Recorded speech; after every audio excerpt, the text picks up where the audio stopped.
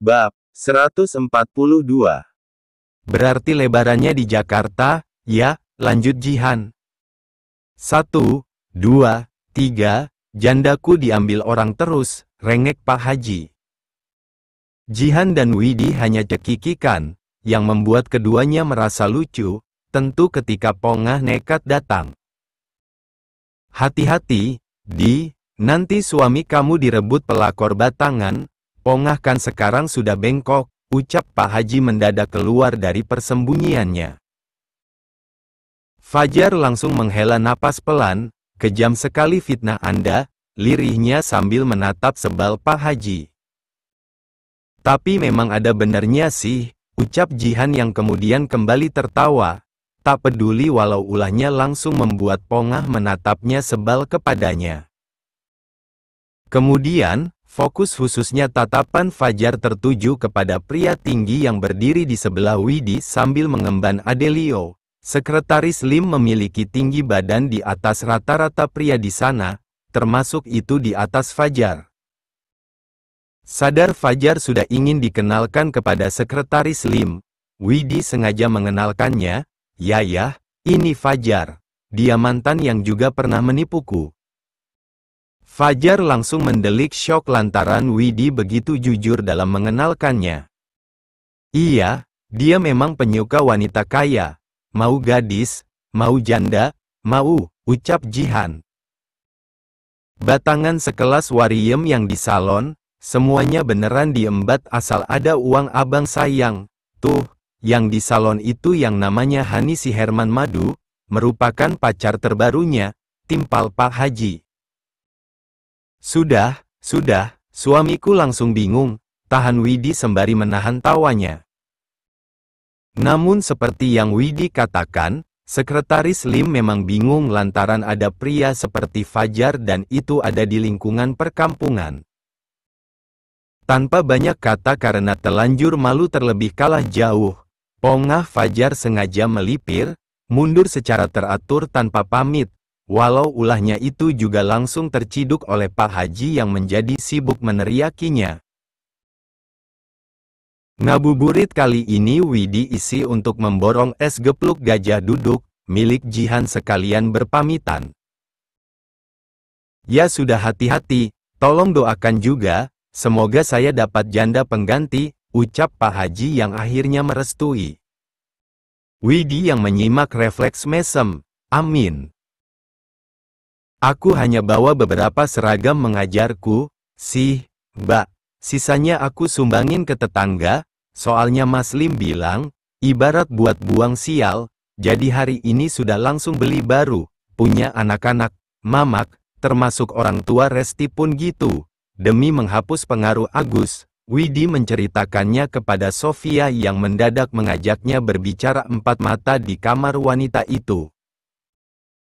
Semua sisa dagangan juga dikasih ke tetangga semua, beneran sudah enggak ada yang tersisa, termasuk ternak di belakang rumah, semuanya sudah dikasihin, dan ini kunci rumah yang baru, kapan-kapan kalau sempat, tolong ditengok rumahnya. Widi berkaca-kaca menatap Sofia yang sudah berlinang air mata. Tapi lebaran kami pasti mudik, lanjut Widi meyakinkan dan Sofia yang bungkam, berangsur mengangguk-angguk. Kalian pasti selalu bahagia, ucap Sofia akhirnya, dan sedari tadi memang hanya bisa diam karena terlalu nelangsa. Tangis Widi pecah seiring ia yang memeluk Sofia, pelukan yang makin lama makin erat. Amin, Mbak, aku rasa, Mas Lim 11-12 dengan Mas Kala, walau Mas Lim, versi diemnya. Diamnya dia karena belum terbiasa, pas Mas Kala awalnya juga gitu. Namun makin lama, Mas Kala jadi ketularan Pak Haji, balas Sofia belum bisa menepi dari kesedihannya. Mendengar itu, Widi langsung nyengir, Mbak jangan samakan Mas Kala dengan Pak Haji. Pak Haji kan identik dengan musafir cinta pemuja janda. Ya maksudnya, Jailnya enggak beda sama Pak Haji. Sisanya ya enggak dan amit-amit, balas Sofia buru-buru mengoreksi anggapannya.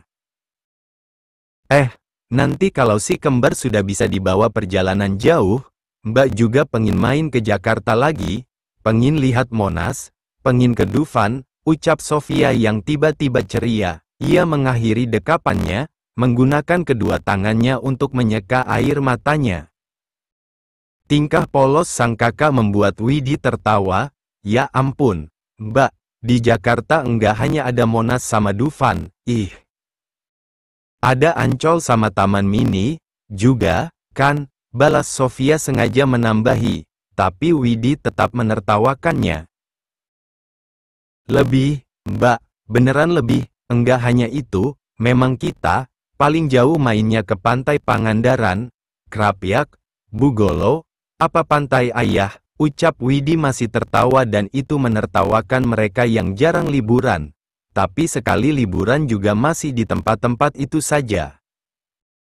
Tapi Pantai Pangandaran tetap favorit, penuh kenangan, ucap Sofia sambil tersenyum gemas. Kapan-kapan kita ajak suami kita ke Lombok, Bali, Labuhan Bajo, pasti keren, bisik Widi sengaja merancang liburan keluarga mereka. Oke, yang penting kamu jangan hamil dulu biar kita bisa liburan dalam waktu dekat, karena kalau kamu sampai hamil dalam waktu cepat, liburan kita pasti ketunda, ucap Sofia. Widi tertawa. Jangan hahaha terus, ingat, kalau kamu hamil, kamu kayak jeli terlalu encer, enggak ada dayanya, ucap Sofia yang kali ini mengomel. Mana tahu jadi beda kisah, Mbak, sama yang sekarang, balas Widi sengaja meyakinkan. Syukur, kalau enggak ya kasihan Lim, pasti repot, balas Sofia.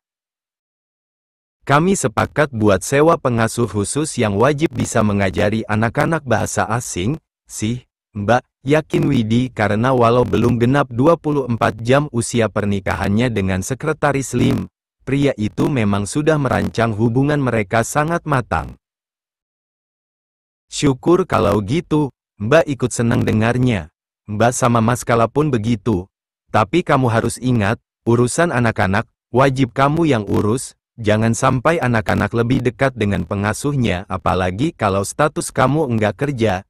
Intinya harus saling kerjasama, pesan Sofia dan langsung dibalas anggukan sanggup oleh Widi. Kamu juga harus jaga Mamak. Orang tua Resti lebih-lebih karena Ibu Ripa sama Pak Mul sudah mirip bayi. Dikit-dikit mereka pasti akan nelangsa, apalagi kalau ingat Resti yang dibunuh Tommy. Lanjut Sofia yang merasa sangat sedih melepas kepergian adik dan sang Mamak.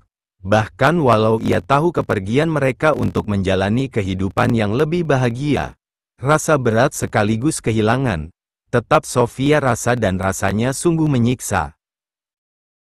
Kepergian rombongan Widi dan sekretaris Lim meninggalkan kesedihan mendalam khususnya bagi Sofia yang langsung terang-terangan melepasnya, tanpa peduli pada masa lalu mereka, pada kenyataannya jauh dari orang tua kandung yang masih tersisa, tetap terasa sangat menyiksa. Padahal sebelumnya pun hubungan kami enggak dekat-dekat amat, namun rasanya sesesak ini, batin Sofia bertahan meringkuk dalam dekapan Kalandra. Di depan sana, Alphard hitam milik sekretaris Lim sudah tak terlihat.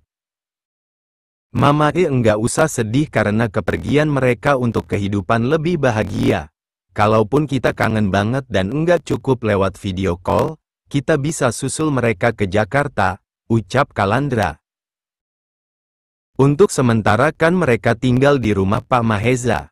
Namun dalam waktu dekat, Lim bilang mau bangun rumah sendiri. Walau rumah Pak Maheza sangat besar karena Mama pun pernah ke sana, tentu tetap nyaman kalau tinggal di rumah sendiri. Rumahnya Pak Maheza mirip hotel berbintang-bintang, ucap Sofia. Karena waktu terus berjalan, otomatis mereka juga tak boleh hanya berjalan di tempat, perubahan lebih baik harus tetap mereka jalani walau rasanya memang berat, apalagi jika sudah menyangkut LDR dan kehilangan. Itulah yang Sofia tanamkan pada dirinya yang belum apa-apa sudah sangat rindu. Apalagi ketika ia tak sengaja melihat pintu ruang tamu, maupun setiap sudut ruangan yang sempat ditempati Widi dan keluarganya. Semua bayang-bayang mereka terasa begitu memilukan bagi Sofia yang memang sangat menyayangi mereka. Mas, aku mau peluk, ya, kayaknya untuk beberapa hari ke depan. Aku bakalan ngerasain rasa galau tak berkesudahan, lirih Sofia sembari mendekap lembut tubuh sang suami. Kalandra menghampirinya ke kamar tamu yang sempat Widi sekeluarga tempati. Kesedihan Sofia yang begitu kehilangan keluarganya, juga langsung menular kepada Kalandra. Kedua mata Kalandra perlahan merah sekaligus basah. Ditinggal saudara saja seberat ini, apa kabar kalau nanti anak-anak dewasa dan mereka menikah, ya, ucap Kalandra. Bikinin mereka rumah di dekat sini saja, Pah. Jadi mulai sekarang, kalau ada yang jual tanah di dekat sini dan kita ada uang, buat beli saja buat anak-anak, usul Sofia yang berlinang air mata menatap sang suami dengan sangat memohon. Beruntung, Kalandra yang menyimak sekaligus menatapnya, langsung mengangguk-angguk. Kalau rumah anak-anak dekat kan, main ke rumah mereka cukup jalan kaki. Hari ini di rumah Mas Daim, besoknya di rumah Mbak Azura, ucap Sofia berusaha meraba-raba masa depan, ulahnya sudah langsung membuat sang suami tersipu. Biar Mbah Kakung sama Mbak Uti juga gampang kalau mau main sama mereka. Aku sih berharap, mereka mau nikah muda, masih muda fokus beresin pendidikan sambil mulai merintis bisnis, terus nikah pun sudah pada mapan, kan, ujar Kalandra. Kebahagiaan Kalandra dan Sofia yang sudah sampai meraba-raba masa depan, ternyata tak sejalan dengan David yang memutuskan untuk tidak menikah lagi. Kabar pernikahan Widi yang sudah sampai pindah ke Jakarta, tetap tidak bisa menjadi inspirasi untuk David mendapatkan rumah tangga lebih baik lagi. Enggak, Kal, ucap David yang masih memangku Daim. Sekarang, fokusku beneran hanya untuk Mas Daim. Takutnya andai aku menikah, itu akan membuat hubunganku dan Mas Daim jauh lagi. Bisa hidup seperti sekarang dan mulai bisa diterima Mas Daim saja, aku sudah senang banget. Jadi, aku ingin fokus siapin masa depan Mas Daim. Anggap saja ini ibarat hukuman untukku yang pernah jadi papa sangat gagal untuk Mas Daim apalagi kakak-kakaknya, yakin David. Kalau mau kamu begitu, aku juga enggak bisa memaksa, Fit, soalnya kamu yang menjalani, dan otomatis kamu juga yang menentukan. Namun saran terakhirku, andai ada wanita cantik sekelas mamahnya anak-anak, menikahlah, yakin Kalandra syarat perhatian. David mesem, yang kayak mamahnya anak-anak sudah enggak ada, Kal, yakinnya tersipu, tapi langsung dibanggakan oleh Kalandra. Menyesal di kamu, tapi jadi rezekiku, ucap Kalandra dan David hanya tersenyum getir. Oh, iya, suaminya Widi beneran orang Jakarta, sepertinya dari semuanya. Hanya aku yang ketinggalan berita, aku pikir dia mau sama dokter yang teman kamu, terus pas kemarin dia pamit karena enggak bantu aku jualan lagi. Sekalian minta maaf kalau dia banyak salah, aku rada bingung. Masih dekat kok sampai pamit dan ngapain juga bilangnya mau ke Jakarta, lanjut David. Sama temanku, mamahnya rese, balas Kalandra setelah ia menyeruput es teh manisnya. Oh, nah gitu, sih, Kal, yang aku takutkan ya gitu, apalagi aku percaya karma ada, takutnya kalau aku sampai nikah lagi, aku kena karma dan dampaknya ke Mas Daim, ya mending gini sajalah. Ucap David. Suasana rumah makan Sofia sedang ramai-ramainya karena kini waktunya berbuka puasa, waktu yang juga disepakati Kalandra dan David untuk bertemu. Lebih tepatnya, David rindu Daim kemudian meminta izin untuk bertemu.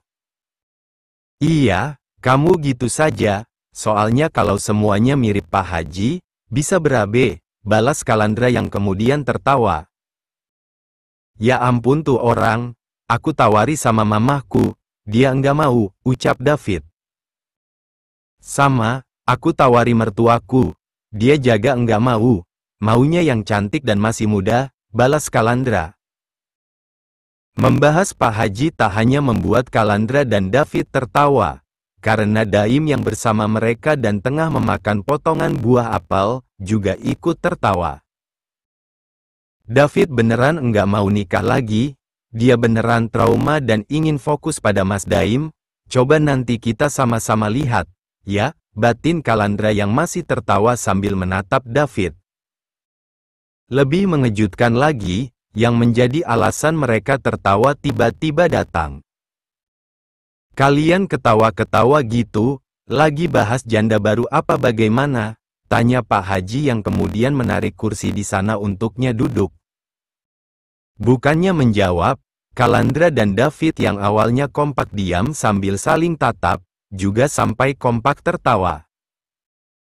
Edan semua, kesal Pak Haji, ditinggal menikah oleh Widi membuatnya sangat merana. Mencari janda ke sana kemari pun lebih sulit dari ketika Biksu Tong mencari kitab suci di kawal ketiga muridnya. Carikan janda baru dong, rengek Pak Haji memohon pada Kalandra dan David yang duduk berhadapan. Tapi jangan mamah David atau malah mamah mertuanya Kalandra, udah enggak enak, lanjutnya sengaja mengingatkan. Tapi sukses membuat kedua pria itu makin terbahak. Kan, ngakak lagi, beneran stres, kesal Pak Haji. Kami punyanya memang 2 stok itu, ya yang kami tawarkan tentu itu, yakin Kalandra meyakinkan. Iya, kan, Fit, coba kamu ingat, di dekat kontrakanmu ada janda sesuai kriteria Mbah, enggak? Sudah saya cek. 1 kecamatan enggak ada yang muda apalagi cantik, kebanyakan sudah tak layak konsumsi, balas Pak Haji makin tantrum, tapi menjadi kebahagiaan tersendiri untuk David dan Kalandra.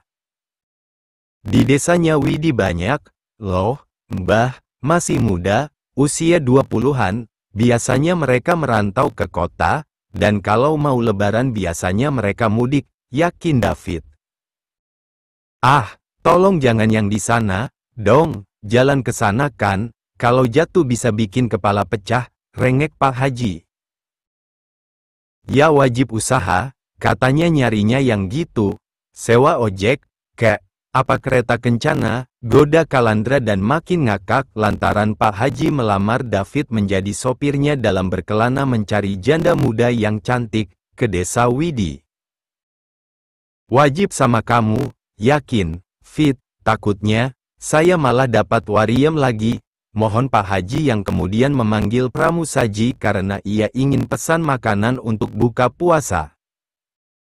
Dalam kamus Pak Haji, patah 1 janda, makin menggila, itu kenapa, ia makin sibuk berkelana agar secepatnya menemukan ganti dan bila perlu yang lebih dari sebelumnya.